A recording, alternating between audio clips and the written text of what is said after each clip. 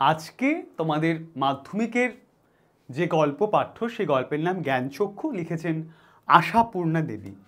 প্রত্যেক গল্পের ক্ষেত্রেই যা করি আমরা শুরুতে সেই লেখক বা লেখিকা সম্পর্কে একটু পরিচিতি দেখে নিই, এখানেও তাই করব। তিনি অন্যতম একজন বাঙালি লেখিকা, জন্মগ্রহণ 1909, মৃত্যু 1995। এবারে স্কুল কলেজে উনি কলকাতায় জন্মেছিলেন, স্কুল কলেজে পড়ার সুযোগ ঘটেনি, অথচ অসামান্য সূক্ষ্ম দৃষ্টি, সংবেদনশীলতা ও পরিচিত সমাজের অভিজ্ঞতার মাধ্যমে তিনি বাঙালি মধ্যবিত্ত জীবনকে আশ্চর্য দক্ষতায় তার গল্প উপন্যাসে তুলে ধরেছিলেন। তিনি দীর্ঘ জীবনে অসংখ্য উপন্যাস, গল্প, ছোটদের জন্য অজস্র বই লিখেছেন। এগুলির মধ্যে উল্লেখযোগ্য ছোট ঠাকুরদাদার কাশিযাত্রা, প্রথম প্রতিশ্রুতি, সুবর্ণলতা বকুল কথা ট্রিলজি, অপূর্ব বই, তোমরা পড়বে। অগ্নি পরীক্ষা, সাগর শুকায় যায়, শশীবাবু সংসার, সোনার হরিণ, এসব বই তার বিখ্যাত বই। রবীন্দ্র পুরস্কার পেয়েছিলেন, সাহিত্য আকাদেমি, জ্ঞানপীঠ পুরস্কার এইসব তিনি পেয়েছিলেন, এবং একাধিক বিশ্ববিদ্যালয়ে ডিলিট এবং সরকারি খেতাবে তিনি ভূষিত হয়েছেন। তিনি আশাপূর্ণা দেবী।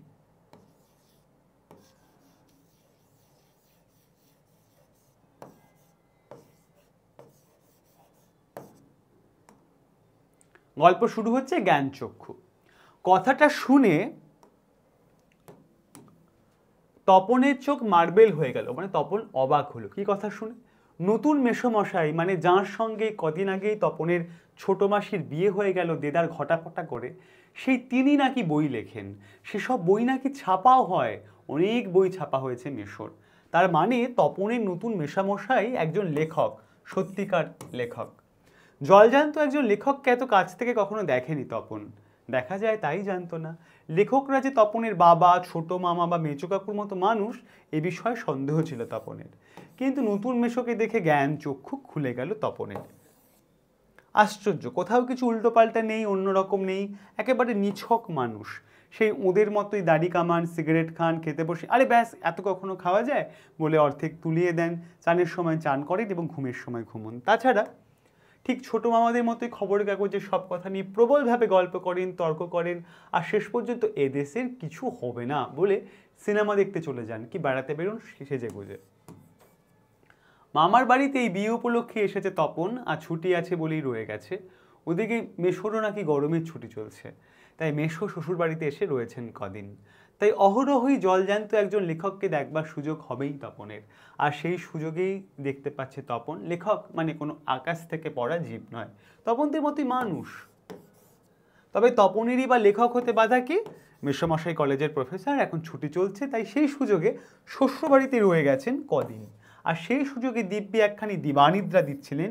ছোট মাসি সেই দিকে ধাপিত হয়। কি বলে ধাপিত হয়? তপন অবশ্য না করে প্রবল আপত্তি তোলে, কিন্তু কে শোনে তার কথা? ততক্ষণে তো গল্প ছোট মেশোর হাতে চলেই গেছে। হইচই করে দিয়ে দিয়েছে ছোট মাসি, তার ঘুম ভাঙিয়ে। তপন অবশ্য মাসির এই হইচইতে মনে মনে পুলকিত হয়, স্বাভাবিক কারণেই, তার প্রথম নিজের লেখা গল্প।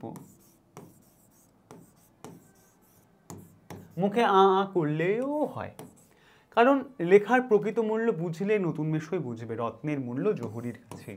একটু পরেই ছোট মেশো ডেকে পাঠান তপনকে, এবং বোধ করি নতুন বিয়ে শ্বশুরবাড়ির ছেলেকে খুশি করতেই বলে ওঠেন, তপন তোমার গল্প তো দিব্যি হয়েছে, একটু কারেকশন করে করে দিলে ছাপতে দেয়া চলে।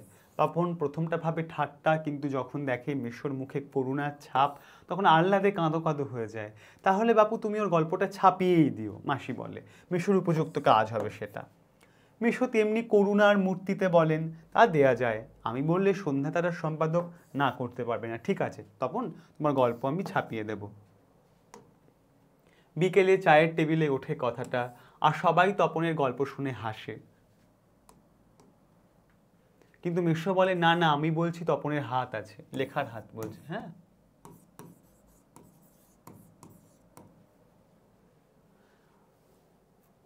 চোখও আছে, নচেত এই বয়সের ছেলে মেয়েরা গল্প লিখতে গেলেই তো হয় রাজা রানীর গল্প লেখে, নয় তো খুন জখম অ্যাক্সিডেন্ট অথবা না খেতে পেয়ে মরে যাওয়া, এসব মাল মশলা নিয়ে বসে। তপন যে সেই দিকে যায়নি, শুধু ওর ভর্তি হওয়ার দিদির অভিজ্ঞতার অনুভূতির বিষয় নিয়ে লিখেছে, এটা খুব ভালো, ওর হবে।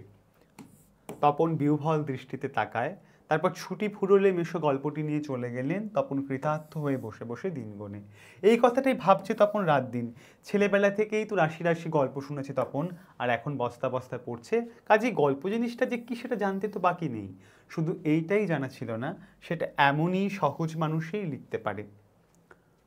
নতুন মেশোকে দেখে জানলো সেটা, তবে আর পায় কে তপনকে? দুপুরবেলা সবাই যখন নিথর নিথর, তখন তপন আস্তে একটি খাতা, হোম ট্যাক্সের খাতা আর কি, বিয়ে বাড়িতেও যেটি মা না আনিয়ে ছাড়েননি, আর কলমটি নিয়ে 3 তলার সিঁড়িতে উঠে গেল। আর তোমরা বিশ্বাস করবে কিনা জানি না, একা আসনে বসে লিখে ফেললো আস্ত একটা গল্প। লেখার পর যখন পড়লো, গায়ে কাঁটা দিয়ে উঠলো, তপনের মাথার চুল খাড়া হয়ে উঠলো। এ কি ব্যাপার, এই যে সত্যি হুবহু গল্পের মতোই লাগছে, তার মানে সত্যি একটা গল্প লিখে ফেলেছে তপন। তার মানে তপনকে এখন লেখক বলা চলে। হঠাৎ ভয়ানক একটা উত্তেজনা অনুভব করে তপন, আর দুধদারির নিচে নেমে এসে ছোটো মাসিকে বলে বসে, ছোটো মাসি একটা গল্প লিখেছি। ছোটো মাসি ওর চিরকালের বন্ধু, বয়স বছর 8 বড় হলেও সমবয়সী। কাজেই মামার বাড়ি এলে সব কিছুই ছোটো মাসির কাছে, তাই এই ভয়ানক আনন্দের খবরটা ছোটো মাসিকে সর্বাগ্রে মানে সবার প্রথমে দিয়ে বসে।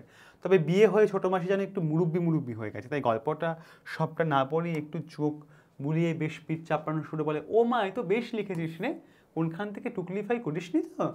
ছোটো মাসি ভালো হবে না বলছি। আরে বাবা, খেপছিস কেন? জিজ্ঞেস করছি, বই তো নয়, রোস না, অপেক্ষা কর, তোর মেসোমশাইকে দেখাই। কিন্তু গেলেন তো গেলেনই যে, কোথায় গল্পে সেই 8-7 ছাপার অক্ষরে গাঁথা চেহারাটি, যার জন্য হাঁ করে আছে তপন মামার বাড়ি থেকে বাড়িতে চলে এসেও। এদিকে বাড়িতে তপনের নাম হয়ে গেছে কবি, সাহিত্যিক, কথাশিল্পী, আর উঠতে বসতেই ঠাট্টা করছে, তোর হবে, হ্যাঁ বাবা তোর হবে। তবু ওই সব ঠাট্টা তামাশার মধ্যেই তপন আরও 2-3টে গল্প লিখে ফেলেছে, ছুটি ফুরিয়ে এসেছে। হোম টাস্ক করা হয়ে ওঠেনি, তবু লিখছে, লুকিয়ে লিখছে, যেন নেশায় পেয়ে গিয়েছে। তারপর ছুটি ফুরলো, রীতিমতো পড়া শুরু হয়েছে।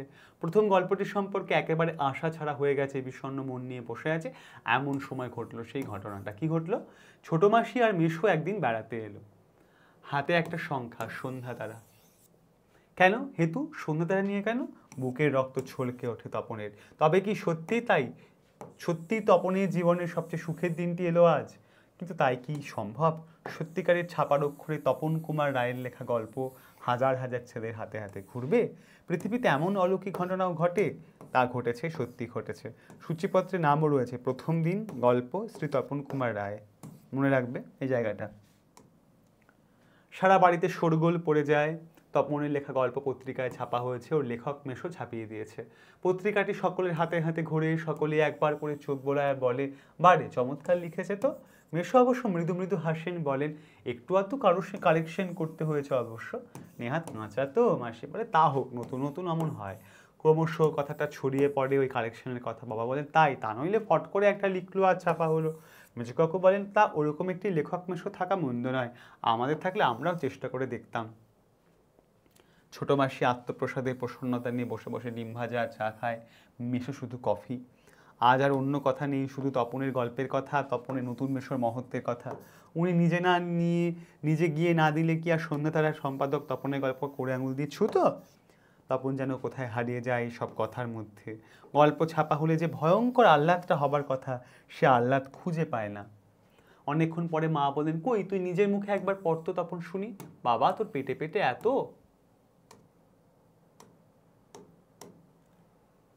এতক্ষণে বইটা নিজের হাতে পায় তপন।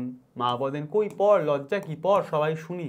তপন লজ্জা ভেঙে পড়তে যায়, কেশে গলা পরিষ্কার করে। কিন্তু এ কি, এসব কি পড়ছে তপন? এ কার লেখা?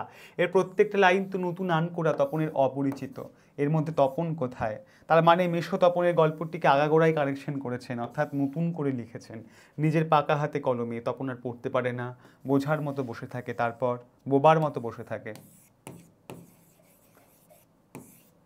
তারপর ধমক খায়, কিরে তোর যে দেখি পায়া ভারী হয়ে গেল, সবাই শুনতে চাইছি তবু পড়ছিস না, এ কি অতি আহ্লাদে বাক্য হয়ে গেল? ঠাট্টা করছে। তপন গড়গড়িয়ে পড়ে যায়, তপনের মাথায় ঢোকে না সে কি পড়ছে, তবু ধন্যি ধন্যি পড়ে যায়। আর একবার রব ওঠে, তপনের লেখক মেশো তপনের গল্পটি ছাপিয়ে দিয়েছে। তপন বইটা ফেলে রেখে চলে যায়। তপন ছাদে উঠতে গিয়ে শার্টের তলাটা তুলে চোখ মুছে কাঁদে। এখানে তপনের মনে হয় আজ যেন তার জীবনের সবচেয়ে দুঃখের দিন। কেন তা জানে না তপন, শুধু এই দুঃখের মুহূর্তে গভীরভাবে সংকল্প করে তপন, যদি কখনো লেখা ছাপতে দেয় তো তপন নিজে গিয়ে দেবে। নিজের কাঁচা লেখা ছাপা হোক না হোক, না হয় না হোক। তপনকে যেন আর কখনো শুনতে না হয় অমুক তপনের লেখা ছাপিয়ে দিয়েছে, আর তপনকে যেন নিজের গল্প পড়তে বসে অন্যের লেখা লাইন পড়তে না হয়। তার চেয়ে দুঃখের কিছু নেই, তার থেকে অপমানের।